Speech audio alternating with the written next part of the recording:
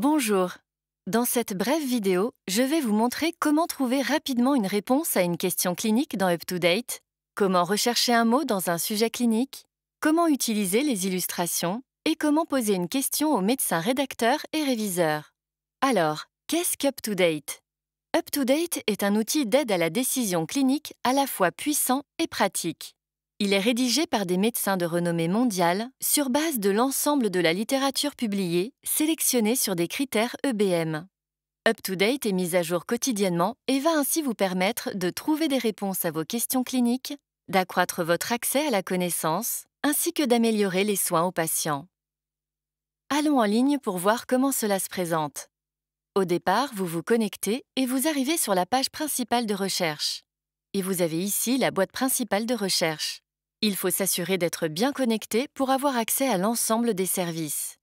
Je peux saisir ma question clinique en français, par contre les résultats seront toujours en anglais, puisque UpToDate reprend la littérature internationale actualisée au quotidien. Je peux commencer à taper ma question clinique.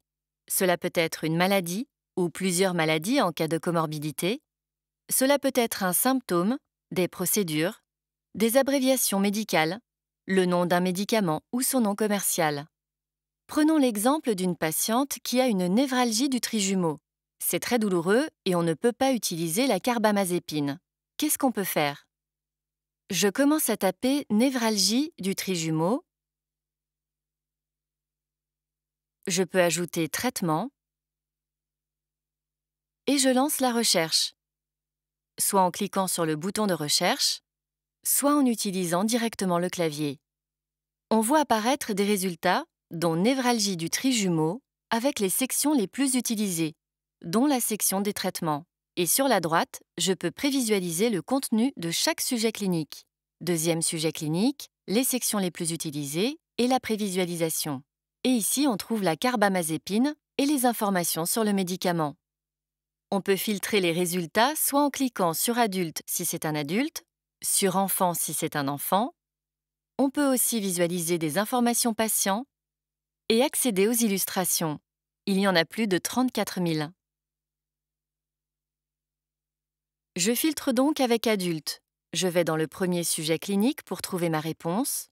On voit apparaître plus de 11 600 sujets cliniques. On a toujours le plan à gauche entièrement cliquable et sur la droite, l'examen du sujet. Je clique sur la section Summary and Recommendations parce que c'est dans cette section que l'on trouve le résumé du sujet avec la recommandation pour le traitement.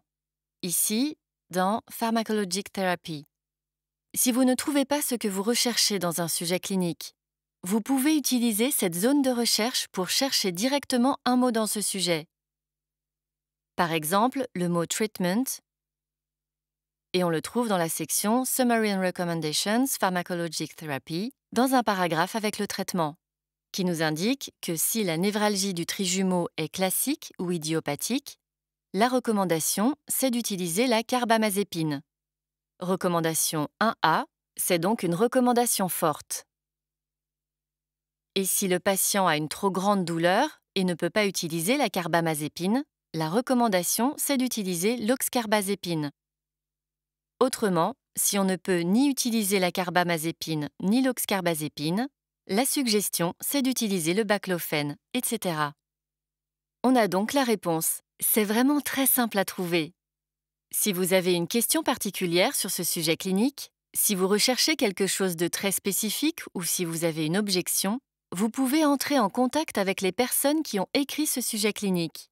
En tête de chaque sujet clinique, il y a le nom des médecins contributeurs, le nom des médecins qui ont créé ce sujet clinique. Il y a toujours au moins un auteur, au moins un rédacteur de section et au moins un rédacteur adjoint.